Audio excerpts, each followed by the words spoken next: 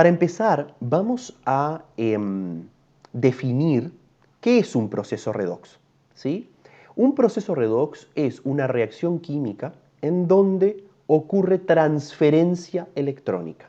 Es decir, hay alguna especie que dona electrones y hay alguna otra especie que los capta. O sea, hay una especie en la reacción que pierde electrones y hay una especie que los capta. O sea, tiene que haber alguna transferencia electrónica. ¿Ok? Vamos a ver un ejemplo concreto para que les quede más claro.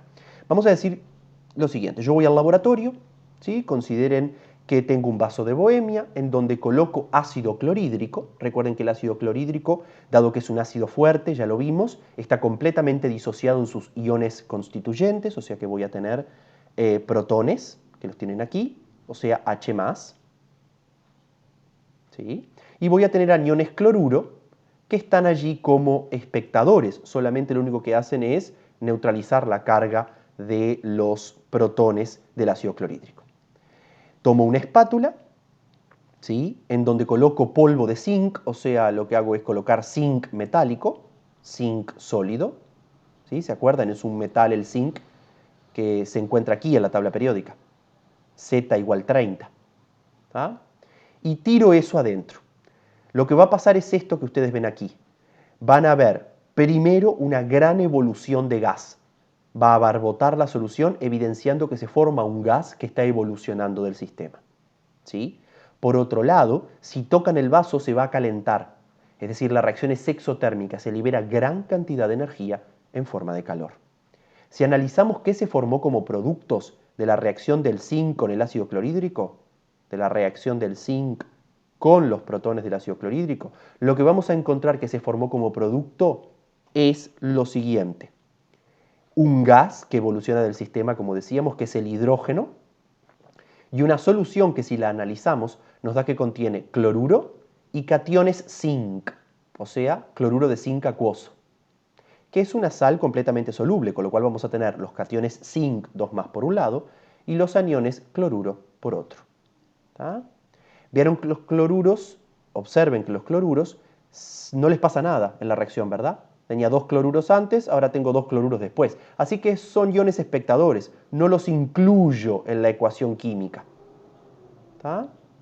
Así que zinc reacciona con protones del ácido clorhídrico para dar zinc 2+ e hidrógeno gaseoso que evoluciona. Esta es la ecuación química que representa el proceso que se da en la realidad.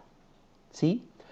Noten algo bastante interesante y es que el zinc sólido se ha convertido en el catión zinc 2+ y por tanto en este proceso ha perdido 2 electrones.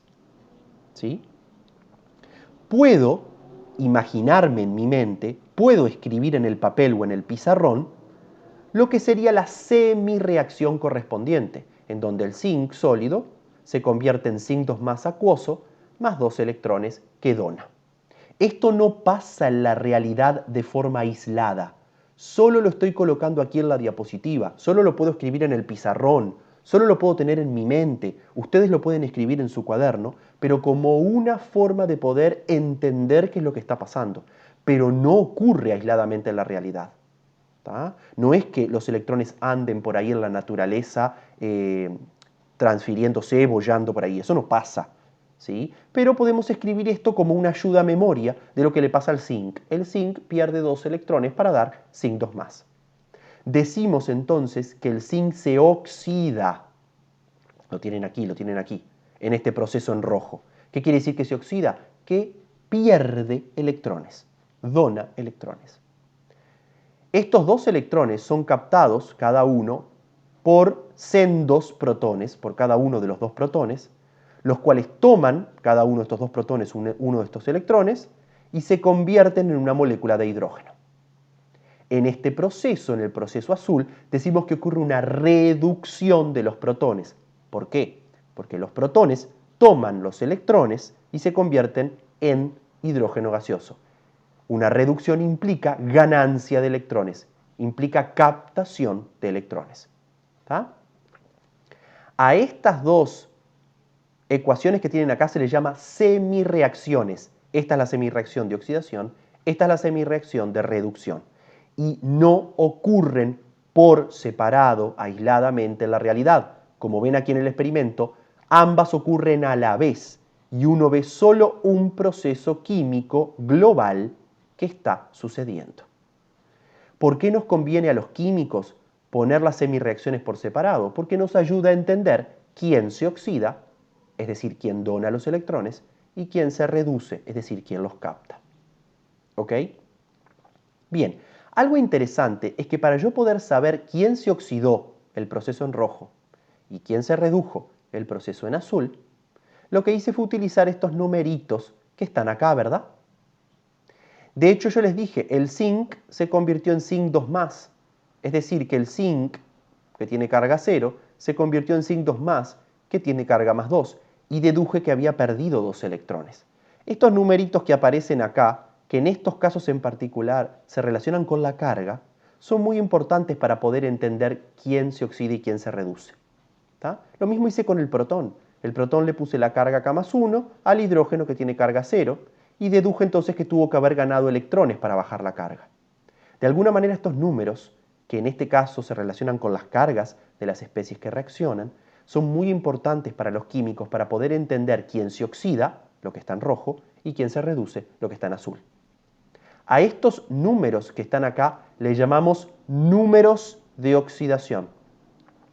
Números de oxidación. ¿Tá? Van a verlos en algunos casos como estados de oxidación. La realidad es que estado de oxidación y números de oxidación no son lo mismo. Sin embargo, a nivel de este curso, para ustedes, van a significar exactamente igual. O sea que no importa si le llaman número de oxidación o estado de oxidación, va a estar bien para nosotros. ¿Ok? Bien, observen que cuando ocurre una oxidación, el número de oxidación aumenta. ¿Tá? Observen que cuando ocurre una reducción, el número de oxidación disminuye. Y esto es siempre así. ¿Ok?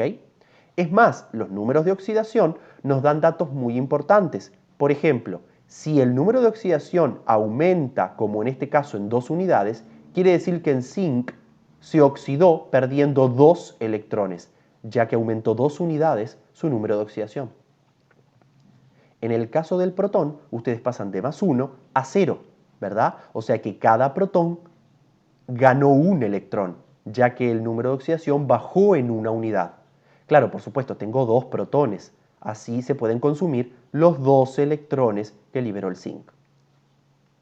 Bien, los números de oxidación para los distintos elementos de la tabla periódica los tienen en esta tabla. Como ven, el tema es muy complejo y para muchos de los elementos de la tabla periódica existen más de un estado de oxidación posible.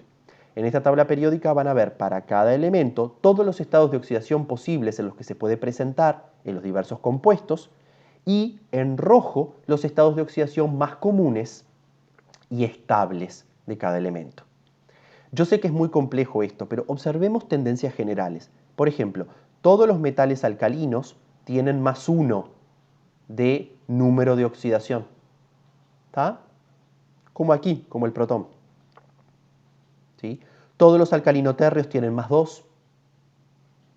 Casi todos los elementos del grupo del boro tienen +3. ¿Sí? El flúor tiene -1. ¿Sí? El hidrógeno puede tener más o menos 1. En general es +1. -1 aparece raramente cuando el hidrógeno se combina con algún metal. Y esos son llamados hidruros y no los vamos a ver en este curso. ¿Tá? Observen que el oxígeno en general es -2. Lo tienen ahí en rojo. ¿Tá? ¿Por qué digo en general? Porque es -2 cuando se une a algún elemento menos electronegativo que él, que es el 99% de la tabla periódica, todo el resto, que no es el flúor. ¿Ok? Bien, en este curso vamos a ver algunas reglas que nos permiten determinar el número de oxidación de cada átomo, de cada especie, en una ecuación redox. ¿Sí? A ver, estas reglas son las siguientes. Primero, si tengo un elemento, ¿tá? Como tengo acá el zinc o tengo acá el hidrógeno, el estado de oxidación es 0. Por ejemplo, para cada átomo de oxígeno en la molécula de oxígeno, su estado de oxidación es 0. porque esta es la forma elemental del oxígeno. Es el estado estándar del oxígeno. ¿Sí? Si tengo un ion monoatómico, por ejemplo, acá tengo un ion monoatómico, el protón, acá tengo otro ion monoatómico, el zinc, el número de oxidación es igual a la carga. O sea que en el caso del zinc 2+, va a ser 2, más 2, y en el caso del protón más 1 va a ser más 1. Flúor siempre tiene menos 1, como vimos, de número de oxidación. O sea que en este compuesto, trifluoruro de nitrógeno, sabemos que cada uno de los átomos de flúor tiene número de oxidación menos 1. ¿Sí? Perfecto. El oxígeno en general va a ser menos 2. En este curso va a ser generalmente menos 2. Digo generalmente porque recuerden que si el oxígeno está unido con, por ejemplo, flúor, que es más electronegativo, ya su número de oxidación cambia. ¿Está? Así que en la molécula de CO2, cada uno de estos dos átomos de oxígeno tiene menos 2 de número de oxidación, ya que el carbono es parte de los elementos menos electronegativos que el oxígeno. Y si el oxígeno está unido a un elemento menos electronegativo, toma el número de oxidación menos 2. El el hidrógeno, disculpen, tiene en general más 1, como yo les contaba hoy. ¿Tá? En este curso para ustedes va a tener siempre más 1. ¿Por qué? Porque menos 1 solo se da cuando se une con metales en los hidruros, como yo les contaba hoy, que es algo muy raro, si ustedes quieren, no son compuestos demasiado comunes y no los vamos a ver en este curso. Y por último hay una regla extremadamente importante. La suma de los números de oxidación en una especie tiene que ser igual a la carga. ¿Tá? A ver, tomemos acá el agua. El oxígeno es menos 2. Cada hidrógeno es más 1. ¿Tá? Como ustedes pueden ver, más 1 por 2, menos 2 da 0, que es la carga del agua. ¿Ok? Hagamos esto con el anión nitrato. ¿Sí? Cada oxígeno es menos 2. 2 por 3 menos 6. Para que la carga total sea menos 1, el nitrógeno tiene que ser 5. Así hago 5 menos 6 da menos 1. Usando esta regla, por tanto, sabiendo que la suma del número de oxidación tiene que ser igual a la carga de la especie, logré determinar en el anión nitrato que el número de oxidación del nitrógeno es más 5. ¿Sí? Bien, recuerden que si determinamos los números de oxidación, luego sabiendo su variación hacia arriba, hacia abajo y qué magnitud tiene, puedo ver cuántos electrones se transfieren de una especie a la otra, ver quién se oxida y quién se reduce.